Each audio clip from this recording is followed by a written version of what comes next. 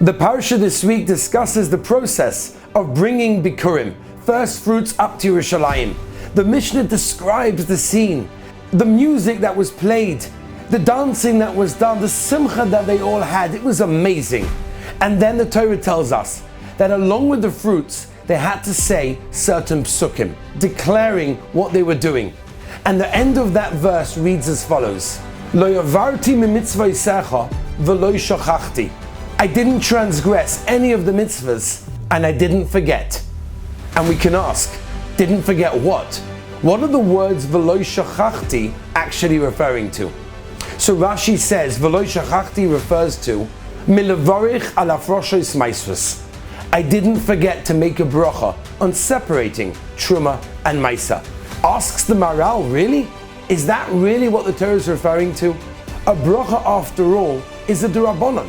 A bracha is a wonderful way to express our hakaras hatov for everything that Hashem gave us, but after all, most of them are d'Rabbanans.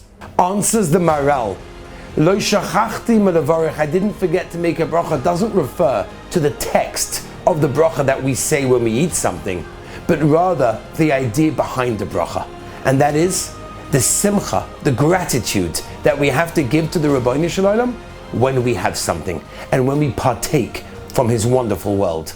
A Jewish Russian soldier walks into the Slonim Rebbe's tish.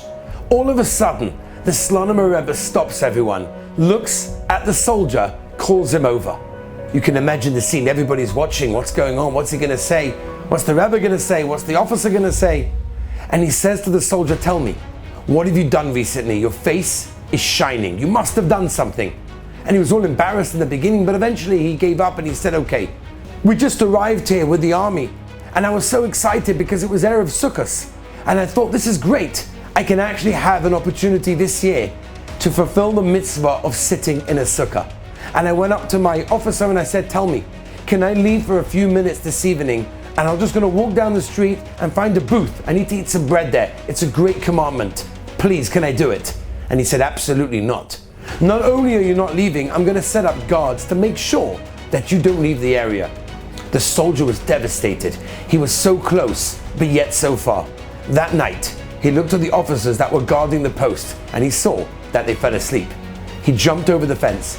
He ran to the local sukkah. It was 2 o'clock in the morning. He knocked on the door. The people who were sleeping inside were shocked. An army guy, what's going on? And he said, no, I'm Jewish. Just give me a piece of bread, please. I want to make the mitzvah of sitting in a sukkah. And they said, sure. They gave him to eat. He said a bracha. He was so excited. He came back. He found that the officers guarding the post were still there and still asleep. He climbed over and that was it. And he said to the Rebbe, that's probably what you're referring to. And the Rebbe said, no, that's great. That's a mitzvah. That's wonderful. But your face is shining. That means you did something more than that. What did you do afterwards? And he was embarrassed, but he said, Rebbe, I'll tell you. I was so excited that I was able to makayim that mitzvah that I danced and I danced and I danced until the morning. And the Rebbe said, that was it. The simchas ha-mitzvah that you demonstrated caused your face to glow. The Maral tells us in this week's parasha, V'lo shachachti means, let's not forget. Sure, we say the text of the bracha on that which we eat before, after, but let's remember, it demonstrates something, and that is our deep appreciation for the ability to serve Hashem and partake from his wonderful world.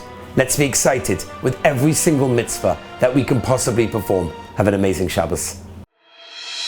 To listen to more by Rabbi Avi Wiesenfeld, visit